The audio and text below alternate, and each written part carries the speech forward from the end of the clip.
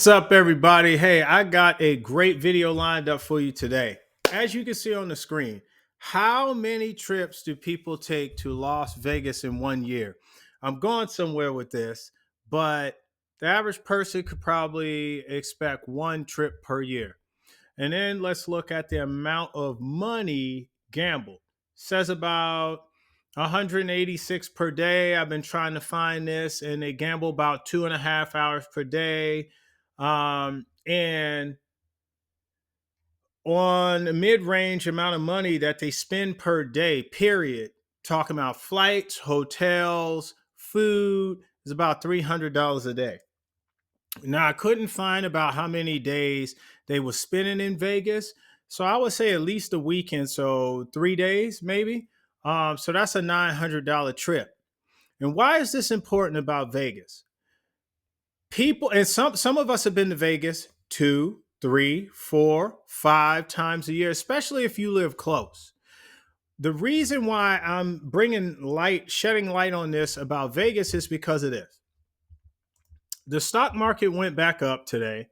As you can see, everything over here is green, right? Everything over there that I'm holding is green. Not one thing is red. Even all of my options have managed to become green today, right?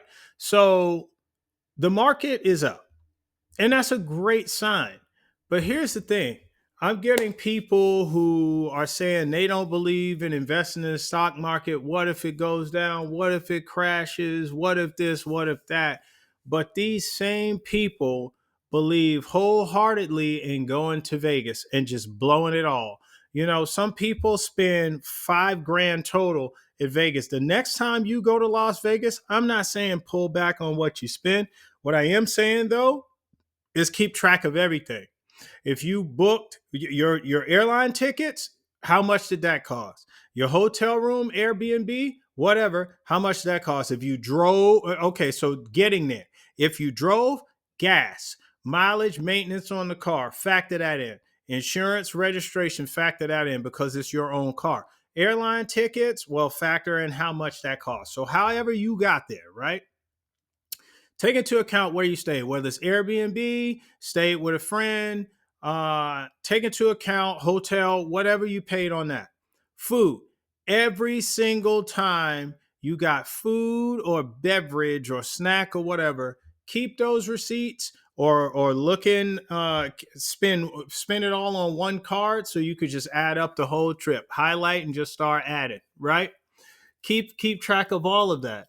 If you went to see shows, entertainment, anything like that, ice skating, um, any of the tours, keep track of all of that. And then what you gamble. Because let's say you're like, oh, well, I only spent $1,000 on gambling. So, you know, my trip to Vegas wasn't even that expensive. But between all the other four things I just talked about, you may have spent 5 grand on Vegas that you were scared to put into the stock market here. I keep doing that. My screen is on the left. But you were scared to put into the stock market here. And let me show you something. This is not flexing. This is not to brag. Come on. Well, I got to pay the internet bill if I want to brag. So my all-time return is 1182%. See that? If you want to know what I spent in the market, here, I got you. Don't even worry about it. You're going to take what you see at the top, 118. Let's go 533.91 because it's going to continue moving. And let's subtract 109, 335, what is it at? 56? Let's go 56. That's how much money I have invested in the stock market right there. I'm pointing here. Okay, I got to get used. It's on the right screen. That's how much money I have invested in the stock market. That's it. Now, I had about 17,000 and I pulled about 7 grand to invest in Boxable. I used the 17 grand I had invested in the market to invest in other things. So you could sit there and worry about, and look, let me move the calculator. You can worry about whether it goes up or down or not. Now watch this. Way back here, May of 2020, I started investing April 27th of 2020 or 29th. What is it? It's showing April 6th and 13th. I didn't start there. I started like on the 27th right here. Anyway, so you can see, look at the amount of money I have in here. I went down. I lost money quick in 2 months. I'm down to 7,900, down $1,200. You know, most people right here would have quit. Most people would have quit. This is 2020. Uh-oh. Look what's happening. Look what's happening. Look what's happening. 34 G's. And now we dropped to 24. But who cares, from 34 to 24, you lost 10 grand in a matter of less than a month, I think. Yeah, but who cares? You're up from $9,000, right? Now you go back up again, 32. Now you drop back down. What is that, 28? Now you're up 42. Drop back down. Now you're up. Now remember, they didn't record May 6th or May 5th. May 6th or May 5th. I was in Vegas. I was in Vegas with my girlfriend, who is now my wife. And I'm going to tell you something. The crypto hit an all-time high then, and this was up at 82,000. I remember, because she was sitting beside me. I was driving. We were going to Top Golf, and she was like, "Sell it, sell it, sell it." And I was like, "No, I'm not going to sell it." And I look back on it now. I probably would have sold it, because I know more now. Yes, I would have sold it. So it was a good call, but I thought crypto was going to stay going up. Now remember, I'd only been investing for a year at this point. I don't know necessarily what I'm doing. So then it fell down to 28,000. Didn't take long. Then it goes back up here, 35. Now we're all the way back to 14. Wouldn't that make you go nuts? I'm telling you, it was at 82. Wouldn't that make you go nuts?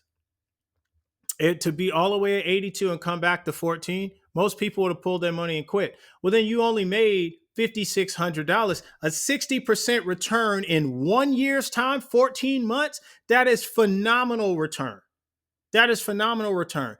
Most of these financial advisors, or these guys that manage people's IRAs and funds, they can only get them 7 and 12% a year. If they got you 20%, that's a phenomenal return. I got 60, and I didn't even know what I was doing. Really, okay. I was figuring it out the first year. I wasn't just throwing money at the wall, making it, seeing if it would stick. I knew it was COVID, so I was trying to make smart investments, right? So now give it some more time. We're in 2021 still. Now we're up at 39. But look, a year and a half or 18 months in, I'm at 326% return. Now, what was it all the way here? 543% return. This isn't a game. This isn't a gimmick. I do this in real life. So you got to understand. Now let's speed past to get to the point, right?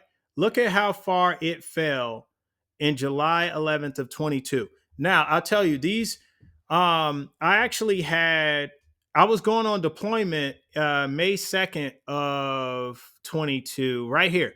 This is the day I deployed. Add in that 7 and something grand. This was 30 grand the day I was deploying. I remember looking at it when we pulled out, but it has it subtracted. So the percentages are a little higher, but not much. It's not going to break the bank. And then it fell all the way to 19,000 down here when I was deployed. This is where you should have been buying, because this is where I started buying Robinhood and everything else. And then look, up and down, up and down, up and down. And now look, steady growth. Now down again. Where is this, 23? Look, steady growth. Down, up, down, hills and valleys, hills and valleys, hills and up, more hills. We're climbing Everest now, baby. We are climbing Everest. Hope we never reach the peak until March of this year, where, oh my God, it bottomed out. And you know what? Time to buy. And if you did, like I did, look, climbing Everest to now 118K. So you guys have seen the journey I've been on, and I'm telling you, you think, well, I mean, you must have 100,000 in there. You probably only made 18. No, sir. Subtract that out. You see it right there on the screen. Subtract it. One of these days, I'm going to figure out, yes, I have two screens, but I'm displaying on this screen, and you'll see the recording here. So I'm going to stop doing this. This is where my mouse is. So maybe I should just switch the screens, huh? Yeah, I should just switch which one goes where. All right, so here's the thing, folks. Um, this is why you should put your faith in investing. You'll go to Vegas and blow all of that money, but you won't entrust it in the hands of people who know what they're doing. My Discord is completely free. I don't charge one dime. All you got to do is go on Discord, look up the Blacksmith Podcast server, and ask to join. It's free to join, and you can get in here and start learning all this information. I am not licensed, but I do have professional opinion. So if you don't believe me about Robinhood, watch this. This is when it IPO, right? $38. I think, see, it shot up here to 55. I think my first three shares were probably 43 or $47. So I bought it while it was high. It still went up, but still, August 16th of 21, I bought 2.3 shares at $47. See that?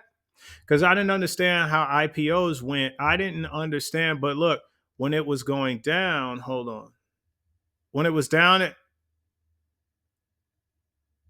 When it was down, see, I bought down over here. Anyway, what I'm getting at, folks, you need to trust in investing. The blacksmith is out.